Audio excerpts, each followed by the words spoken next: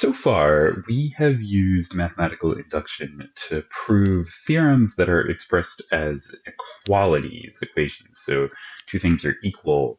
For example, a certain sum is equal to a certain algebraic formula.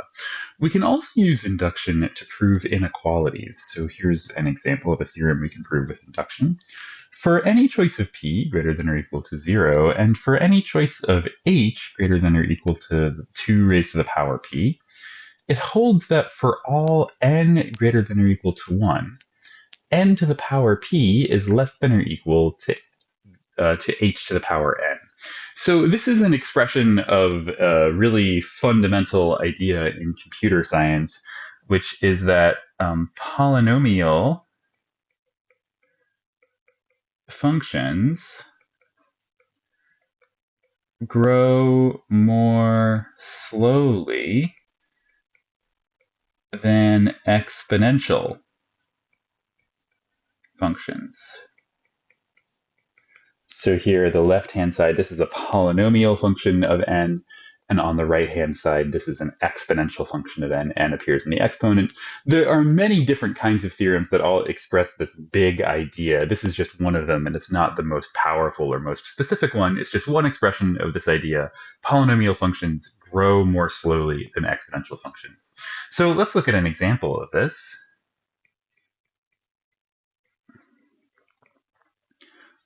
If we plug in to this theorem p equals 2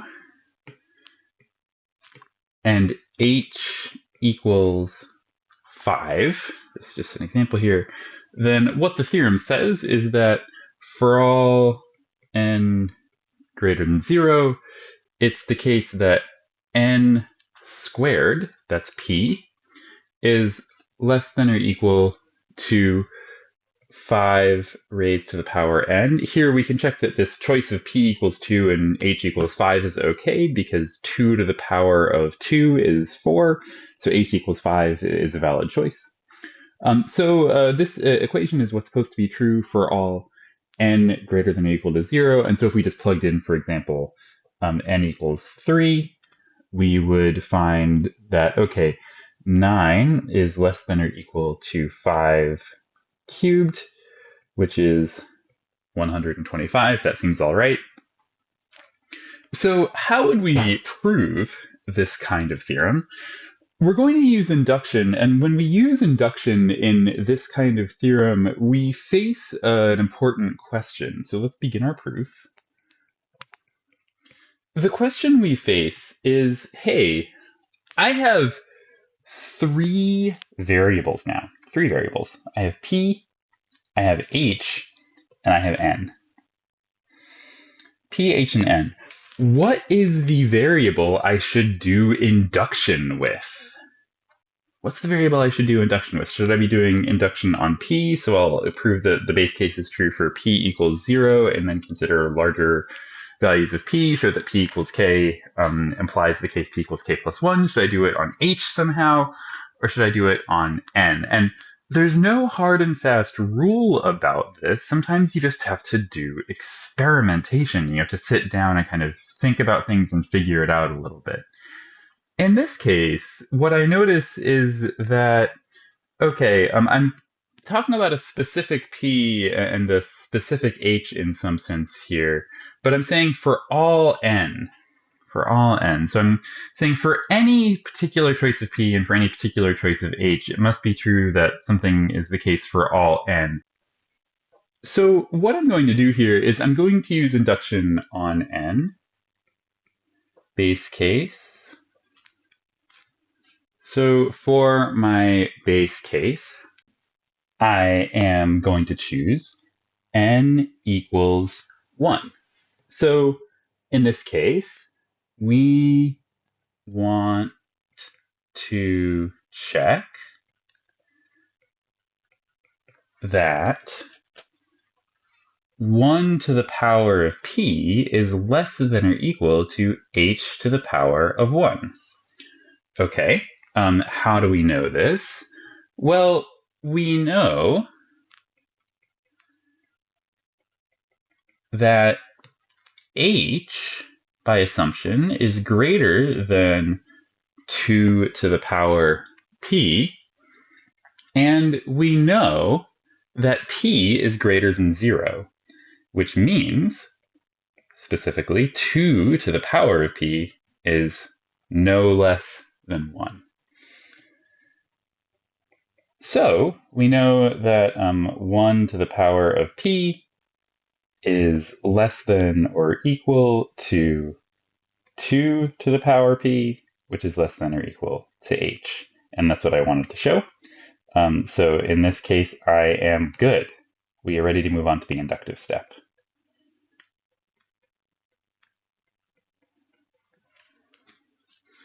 So in the inductive step, we're going to assume as the, and I'm going to use my formal fancy word here, as the inductive hypothesis that k to the power of p is less than or equal to h to the k. We want to prove that the statement also holds for k plus 1. So we want to prove that k plus 1 raised to the power p is less than or equal to h to the power of k plus 1. We'll use a direct calculation. So we're going to just start on the left-hand side here with k plus 1 raised to the power p. And we want to use a sequence of inequalities and equations that are reliable, as well as our assumed inductive hypothesis, in order to prove the statement. So we'll start here, k plus 1 raised to the power p. And where we're trying to get to is less than or equal to h to the power of k plus 1. The thing that we can always do with inequalities is we can always choose to do something to this expression to make it larger, and then put that on the other side of an inequality. So here, I'm allowed to put anything over here that would make this expression larger in a guaranteed way. So for example, here's one thing that would make this expression larger in a guaranteed way. I know that k must be greater than or equal to 1 because my base case was n equals 1.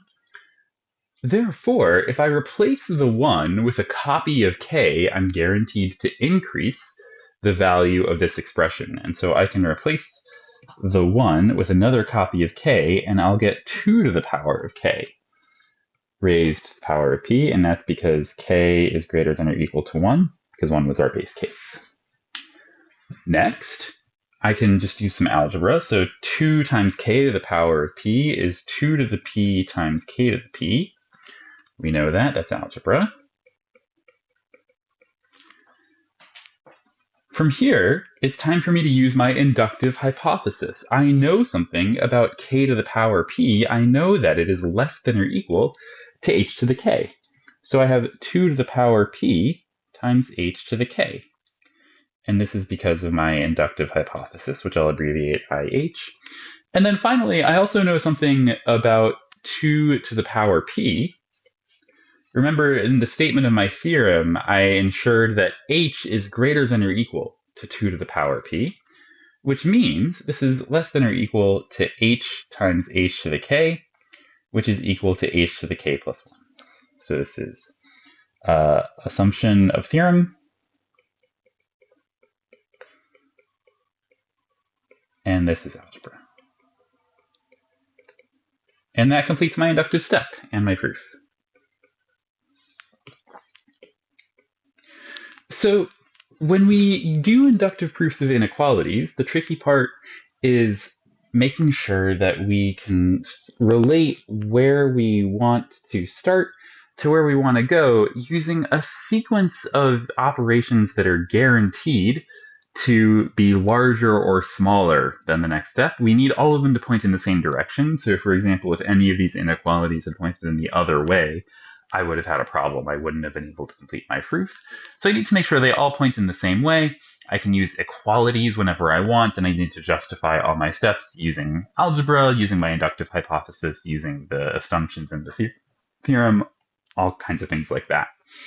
Additionally, this was an example of using induction to prove a theorem that involved multiple variables. It can be a little bit tricky to figure out which variable to do induction on. Sometimes you just have to try it and see what happens. In this case, we chose to do induction on this variable n, treating p and h as constants.